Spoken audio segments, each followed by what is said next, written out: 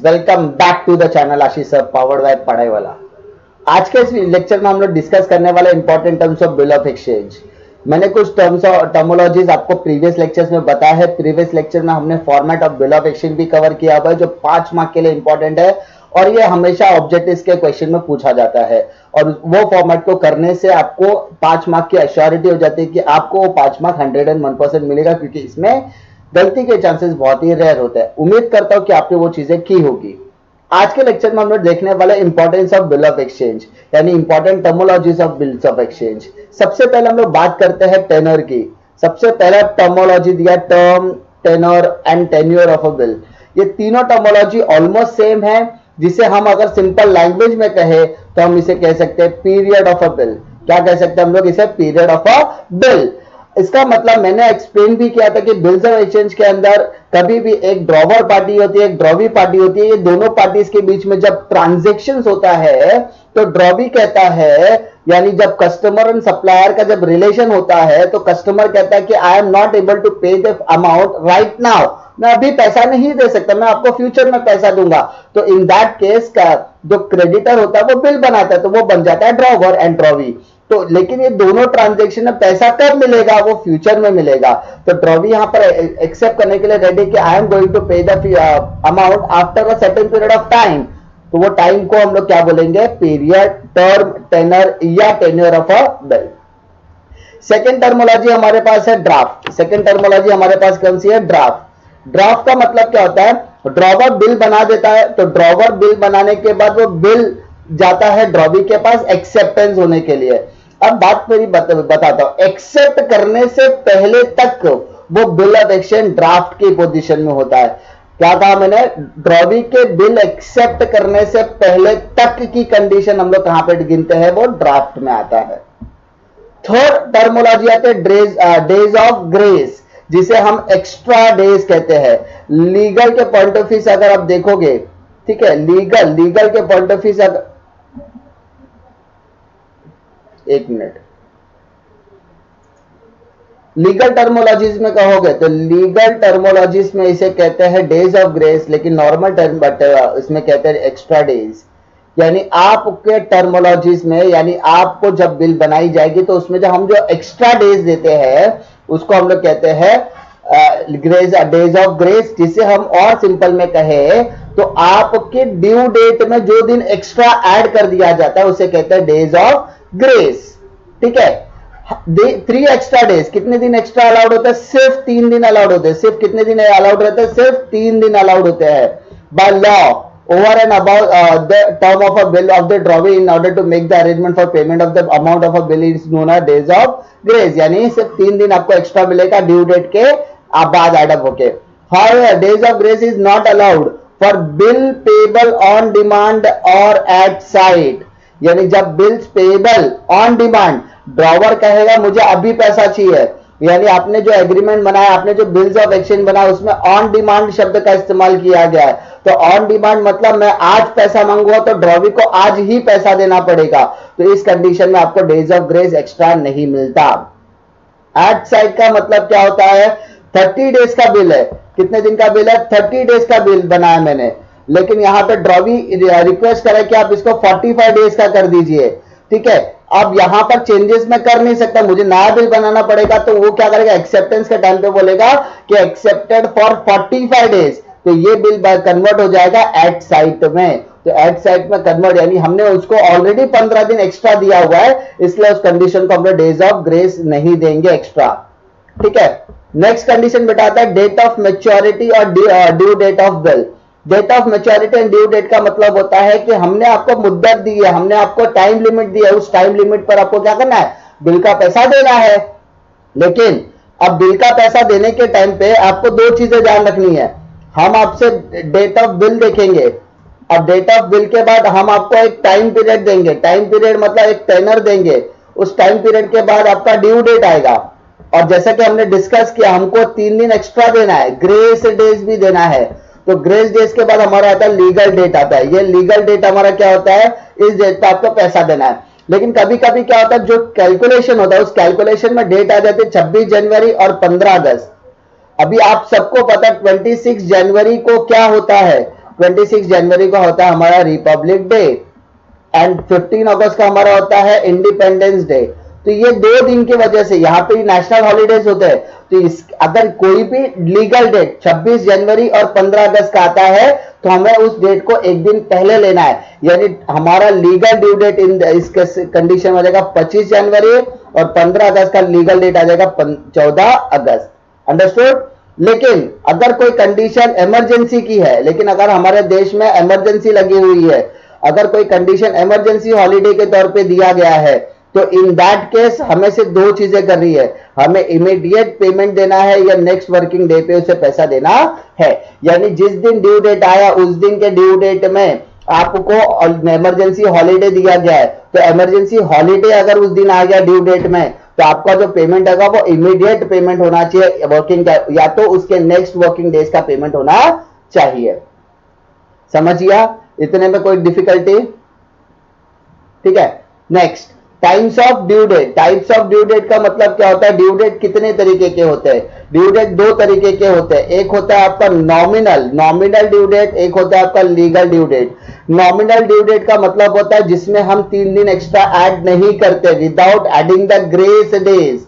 और legal date का मतलब होता है जिसमें हम 3 दिन एक्स्ट्रा ऐड करते हैं। मान लीजिए आज की तारीख है 1 जुलाई 2020 और आपने मुझसे 1 महीने का बिल ऑफ एक्सचेंज बनवाया है, तो 1 जुलाई के बाद 1 महीना मतलब 1 अगस्त का होगा, तो ये 1 अगस्त का डेट हो जाएगा मेरा नॉमिनल ड्यू डेट। कौन सा डेट? Nominal due date. और अगर आप इसमें 3 दिन एक्स्ट्रा ऐड कर दोगे तो 3 दिन एक्स्ट्रा ऐड करने के बाद 4 अगस्त 2020 आएगा, ये 4 अगस्त 2020 हो जाएगा मेरा लीगल ड्यू डेट। कौन सा due date? Legal due date. Understood.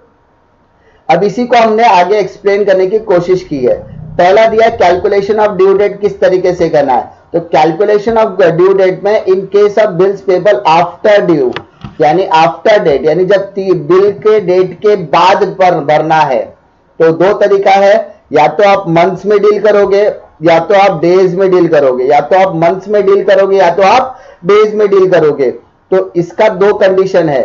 ठीक है। After date, bills payable after date में आपको कुछ चीजों का ध्यान रखने की जरूरत है। क्या कहा मैंने? बिल्स पेबल आफ्टर डेट में आपको कुछ चीजें ध्यान रखने की जरूरत है। पहला, आपको कैलकुलेशन मंथ्स में दे सकता है, आपको कैलकुलेशन डेज में दे सकता है। तो सबसे पहला कैलकुलेशन आप मंथ में करते हैं।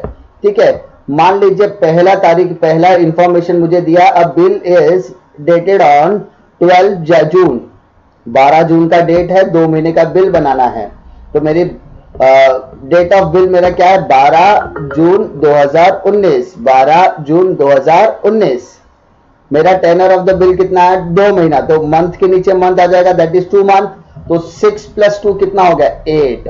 यानी 12 जून को आपने जो बिल बनाया उसका मैच्योरिटी डेट क्या आना चाहिए? 12 अगस्त। क्या आना चाहिए बेटा? 12 अगस्त 2019। ये हो गया मेरा नॉमिनल ड्यू डेट। मैंने क्या बताया था? नॉमिनल ड्यू डेट में कोई भी एक्स्ट्रा डेज लेते हैं नहीं है। अब कितना दिन एक्स्ट्रा आप ऐड करोगे? 3 दिन आप एक्स्ट्रा ऐड करोगे। तो 3 दिन मतलब +3, डेज के नीचे डेज आएगा, तो 12 + 3 कितना होगा? 15 अगस्त 2019। सर आपने एक चीज बताया था, 15 अगस्त हमारा इंडिपेंडेंस डे होता है।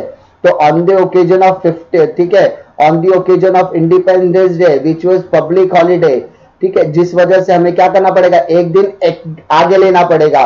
तो 15 अगस्त की जगह पर क्या हो जाएगा? 14 August will be the date of maturity या डेट ऑफ बिल हो जाएगा। क्लियर? ड्यू डेट आपका क्या हो जाएगा? 14 अगस्त हो जाएगा। उसके बाद अगर डेज में कैलकुलेशन करना है, तो डेज में कैलकुलेशन करने के लिए सबसे पहली चीज आपको बेसिक चीज पता होनी चाहिए कि कौन से महीने में कितने दिन होते हैं। तो कौन से महीने में कितने दिन होते हैं कैसे पता चलेगा? जैसे जनवरी में कितने दिन होते हैं? 31। फरवरी में 28, 29। 28 कब होते हैं? जब लीप ईयर नहीं होता, और जब लीप ईयर होता है तो 29। तो सर लीप ईयर मतलब क्या? ठीक है, लीप ईयर मतलब क्या? जैसे जनवरी में मैंने 31 कर दिया, फरवरी में 28 भी होते हैं, 29 भी होते हैं। तो 28 नॉन लीप ईयर, 29 कब होता है? लीप ईयर में होता है। तो लीप ईयर मतलब ऐसा नंबर 2004, 2008, 2016, 2020, 2012, 2024, 28, 32, यानी जो 4 के मल्टीपल में अभी आएगा या आ चुका है वो सारे लीप ईयर है। तो उसको हम लोग क्या बोलेंगे, 29 डेज होता है। उसके बाद मार्च में 31, अप्रैल में 30, मई 31, जून 30, जुलाई 31, अगस्त 31, सितंबर 30, अक्टूबर 31, नवंबर 30 एंड दिसंबर 31। तो ये डेज आपको पता होने चाहिए, याद रखने के लिए भी बता दूं, ठीक है। आप इस तरीके की मुट्ठी है, पंच है, तो इसका जो ऊपर वाला हिस्सा होगा वो जनवरी, नीचे का जो हिस्सा हो जो गैपिंग में आ रहा है वो होगा फरवरी। फरवरी में 28 29 डेज, मार्च फिर से 31, अप्रैल 30, फिर मई 31, जून, देन जुलाई। अब जुलाई यहाँ पे हुआ तो अगस्त भी आप यहां से स्टार्ट करोगे, तो अगस्त, सितंबर, अक्टूबर, नवंबर एंड दिसंबर। तो उस तरीके से, यानी जो हिस्सा ऊपर आएगा वो 31 और उसके नीचे वाला हिस्सा हो जाएगा 30। Now we have to start with the days calculation. तो क्वेश्चन हमें क्या दिया है, देखिए, अ बिल डेटेड ऑन 14 दिसंबर, यानी 14 दिसंबर का डेट दिया है हमको। तो 14 दिसंबर का डेट है and the payable is 90 days. यानी अब तक क्या होता था, हमको मंथ्स में कैलकुलेशन देता था, बट अब डेज में कैलकुलेशन है। तो इसलिए मैंने आपको सारे डेज भी बता दिए, जनवरी में कितने डेज होते हैं। तो दिसंबर बोला है तो हमारा कैलकुलेशन भी कब से स्टार्ट होगा, दिसंबर से स्टार्ट होगा, बट ऑब्वियस। तो सबसे पहले दिसंबर में 31 डेज होता है, ठीक है। हमारा डेट ऑफ बिल क्या है, 14 दिसंबर है, तो -14 क्या, तो 17 दिन हो गए, यानी 14 दिसंबर के बाद 17 दिन यानी 31 हो गया। अब 90 डेज तक जाना है, कितने दिन तक जाना है, 19 डेज तक जाना है, 90। तो जनवरी का 31 डेज पूरा आ जाएगा, फरवरी 2020, क्योंकि 2019 क्या 2020 आएगा, और जो लास्ट का 20 है दैट इज 20। ये 20 जो है वो 4 के टेबल में आता है, इसलिए ये लीप ईयर, इसलिए इसके 29 डेज हम लोग लेंगे, ठीक है। जब सभी चीजों को ऐड करोगे, ठीक है, आप 17 प्लस 31 प्लस 19 ये सब ऐड करो, तो 7 प्लस 1 8, 8 प्लस 9 कितना होगा 17, कैरी 1 2 5 7, तो 77। तो 90 में से 77 हटाओ तो 13 डेज बचा, तो ये 13 हमारा क्या हो जाएगा, बैलेंसिंग हो जाएगा, ठीक है। अच्छा, बैलेंसिंग का मतलब क्या होता है कि मार्च के 13 यानी 13 मार्च मेरा क्या हो जाएगा, डेट ऑफ ड्यू डेट, ये मेरा ड्यू डेट हो जाएगा। 3 दिन एक्स्ट्रा ले लो तो 13 प्लस 3 यानी 16 मार्च मेरा क्या हो जाएगा, लीगल ड्यू डेट है। यानी मेरा नॉमिनल ड्यू डेट क्या है 13 मार्च का, लेकिन लीगल ड्यू डेट मेरा क्या है 16 मार्च का, ठीक है। इस तरीके से कैलकुलेशन करना है। आगे भी एक्सरसाइज में क्वेश्चन आएंगे, वो सारी चीजें हम लोग एक्सप्लेन करने वाले हैं, ठीक है। आगे देखिए, in case of bills payable after side, यानी जब बिल्स पेबल आफ्टर साइड पे करना है तब हमारे लिए क्या होगा, बिल्स पेबल अगर हम लोग क्या कर रहे हैं, आफ्टर साइड पे कर रहे हैं तो क्या होगा। तो the method of calculation of due date is same as after date or after side bill. The only difference is that term of a bill is counted from the date of acceptance and not the date of foredrawing. मतलब ये पूरा का पूरा calculation आपका same ही होगा, after date और after sight bill जैसा ही होगा, लेकिन यहां पर सिर्फ कैलकुलेशन में फर्क हो जाएगा या डेट लेने में प्रॉब्लम समझने में। कि हम क्या करते थे, डेट ऑफ एक्सेप्टेंस, यानी जब हमारा डेट होता था, आपका 2 डेट होता है, एक होता है डेट ऑफ एक्सेप्टेंस होता है और एक होता है डेट ऑफ बिल। अब तक हम क्या करते थे, डेट ऑफ बिल के हिसाब से कैलकुलेशन करते थे, लेकिन जब in case of bills payable after side वाला केस आएगा तो हम डेट ऑफ एक्सेप्टेंस पर कैलकुलेशन करेंगे, समझे। मेरे बोलने का क्या मतलब है, जब बिल्स पेबल आफ्टर साइड का कंडीशन आएगा तो वहां पर डेट ऑफ एक्सेप्टेंस यानी ड्रॉवी के पॉइंट ऑफ व्यू से, ड्रॉवी के पॉइंट ऑफ व्यू से हम लोगों को क्या करना है, बिल कैलकुलेट करना है। जैसे अब बिल इज डेटेड ऑन 27 दिसंबर, यानी बिल का डेट आपको क्या दिया, 27 दिसंबर का दिया है, 2 महीने का बिल दिया, आफ्टर साइड लिखा भी after side, it was accepted on 31 दिसंबर, तो कैलकुलेट द ड्यू डेट। तो डेट ऑफ एक्सेप्टेंस आपका क्या है, दिसंबर का है, तो अब आपको क्या करना, 2 महीना ऐड करना, तो दिसंबर 27 दिसंबर, ठीक है। ध्यान दो, आपको डेट ऑफ एक्सेप्टेंस लेना है, डेट ऑफ एक्सेप्टेंस लेना है। तो डेट ऑफ एक्सेप्टेंस आपको दिया 31 दिसंबर 2019, ये दिसंबर की आखिरी तारीख है, तो दिसंबर के बाद कौन सा महीना आएगा, जनवरी, जनवरी के बाद कौन सा महीना आएगा, फरवरी, तो 2 महीना ऐड करने के बाद आपको क्या आएगा, फरवरी का महीना चालू हो जाएगा। फरवरी में आखिरी तारीख क्या होता है, 29 फेब 2020। 29 क्यों लिया, क्योंकि 2020 जो है 4 से डिवाइड होता है, ठीक है।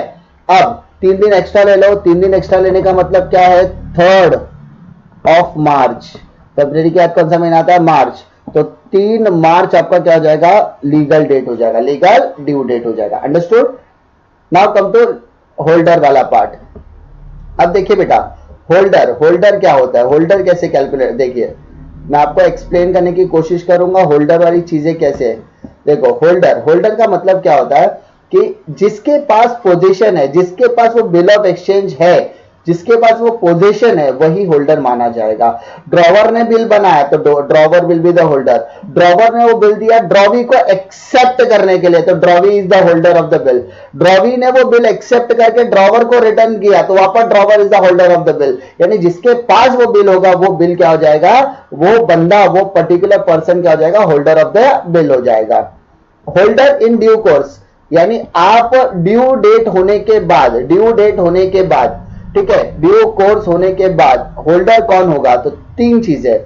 पहला चीज, आपको पूरा पैसा देना पड़ेगा, यानी ड्रॉवर ने ड्रॉवी के ऊपर बिल बनाया 10,000 रुपए के लिए, 3 महीने के बाद, 3 महीने के बाद ड्रॉवी का काम किया 10,000 रुपए दे और बिल लेकर चले जाए, तो कंसिडरेशन के बदले में आपको बिल मिल जाएगा। दूसरा, भरोसा, कि मुझे ड्राइवर ने कहा मुझे सर आप पे पूरा भरोसा, आप बिल सामान लेके जाइए, बिल के साथ आप मुझे पता पैसा लौटा दोगे, तो उसने क्या कर दिया? बिल का वो बिल भी उसके हाथ में दे, तो गुड फेथ, अच्छा भरोसा इसलिए। तीसरा होता है बिफोर मैच्योरिटी, यानी टाइम से पहले ड्रॉवी ने ड्रॉवर को पैसा लाकर दे दिया तो वो उसको क्या करेगा? बिल समा देगा। तो ये क्या हो गया? होल्डर इन ड्यू कोर्स, यानी ड्यू डेट ऑन डेट होगा या उसके बिफोर डेट होगा, आफ्टर तो वो डिजॉर्डर ही माना जाएगा। ठीक है, उसके बाद नेक्स्ट बेटा कॉन्सेप्ट आता है types of bill of exchange. Types of bill of exchange, तो यहां पर आपको types of bill of exchange में कौन कौन से टाइप्स दिए? देखो सबसे पहले टाइप्स दिया types of bill of exchange में ट्रेड बिल। ट्रेड बिल क्या होता है? जहां पर डेटर्स एंड क्रेडिटर का रिलेशन होता है। क्या होता है बेटा? डेटर्स और क्रेडिटर का रिलेशन होता है, उसे हम लोग बोलते हैं ट्रेड बिल। क्या बोलते हैं उसको हम लोग? Trade bill. जहां पे क्रेडिटर बिल बनाता है डेटर्स के नाम पर, डेटर्स उस बिल को एक्सेप्ट करता है, इसे जेन्युइन ट्रांजैक्शन कहा जाता है, जैसा कि मैंने आपको इंट्रोडक्शन लेक्चर में एक्सप्लेन किया था। सेकेंड होता है बेटा अकोमोडेशन बिल। एकोमोडेशन का बिल का मतलब होता है जब दो पार्टी म्यूचुअली फाइनेंशियल एकोमोडेशन करती है, दोनों ही अपनी रजामंदी से, दो पार्टियां जब अपनी रजामंदी से म्यूचुअल फाइनेंशियल एकोमोडेशन करती है, उसे हम लोग कहते हैं एकोमोडेशन बिल। इसमें such bills are drawn and accepted without any valuable consideration, यानी यहां पर ना तो कोई चीज लेने और यानी या इन शॉर्ट कहा जाता है मुझे भरोसा है, मेरे को पता है it is just a formality and for a formality purpose we are making the bills. तो ये भरोसे होने की वजह से होता है। ठीक है, थर्ड इनलैंड बिल।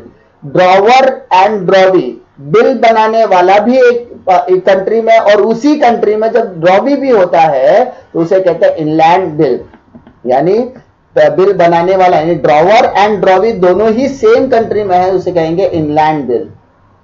फोर्थ होता है बेटा foreign bill. Foreign bill, foreign bill का मतलब क्या होता है कि ड्रॉवर या ड्रॉवी दोनों में से कोई एक इंडिया में और एक पार्टी आपकी फॉरेन में है, किसी और कंट्री में है, तो उसे हम लोग क्या कहेंगे? Foreign bill. मान लीजिए ड्रॉवर और ड्रॉवी ऑस्ट्रेलिया में है और इसमें से कोई यानी ड्रॉवर ऑस्ट्रेलिया में ड्रॉवी इंडिया में, या ड्रॉवर इंडिया में ड्रॉवी कहीं और है, तो इस कंडीशन को बोलेंगे फॉरेन। यानी इन शॉर्ट बिल बनाने के ट्रांजैक्शन में आने वाली पार्टियां जब दो डिफरेंट कंट्रीज में होती है उसे कहते हैं फॉरेन बिल। कोई difficulty? Nothing. Now the important terminology of further classification of bill of exchange are as under. पहला दिया बेटा after date bill. After date bill, after date bill is paid at a fix period. एक fix period of time होने के बाद हम क्या करते हैं? बिल को पे करते हैं। The due date of the bill is calculated from the date of drawing. Grace period of 3 days are allowed on this bills, यानी जिस दिन बिल बनाया जाएगी, ये कंडीशन ड्रॉवर के पॉइंट ऑफ व्यू से, किसके पॉइंट ऑफ व्यू से है? ड्रॉवर के पॉइंट ऑफ व्यू से। ड्रॉवर जो कंडीशन देगा आफ्टर डेट वाला कंडीशन वो ड्रॉवर देगा और वो 3 दिन एक्स्ट्रा ऐड करने वाला है।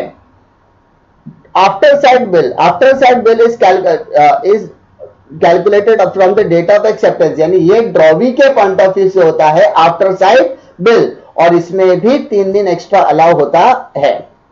Third point, bill payable on demand and at sight. अगर बिल पेबल ऑन डिमांड या बिल पेबल एट साइड की बात कर रहे हैं तो यहां पर आपको तुरंत पैसा पे करने की जरूरत है। इसमें किसी भी तरीके का टाइमलाइन मेंशन नहीं होता, इसलिए इसमें डेट भी मेंशन नहीं होता, ऐसा बोल सकते हैं टाइम पीरियड मेंशन नहीं होता, टेनर मेंशन नहीं होता, इसीलिए इसमें ग्रेस डेज भी अलाउड नहीं होते। ठीक है, कोई डिफिकल्टी इसमें, किसी को डिफिकल्टी होगी तो आप मुझे बता सकते हो कमेंट सेक्शन पर। अब तक के इसमें कोई डिफिकल्टी नहीं है। अगर आपको कोई डिफिकल्टी आती है तो आप मुझे कमेंट सेक्शन में पूछ सकते हैं। और कल से हम लोग स्टार्ट करने वाले हैं जर्नल एंट्री का पार्ट।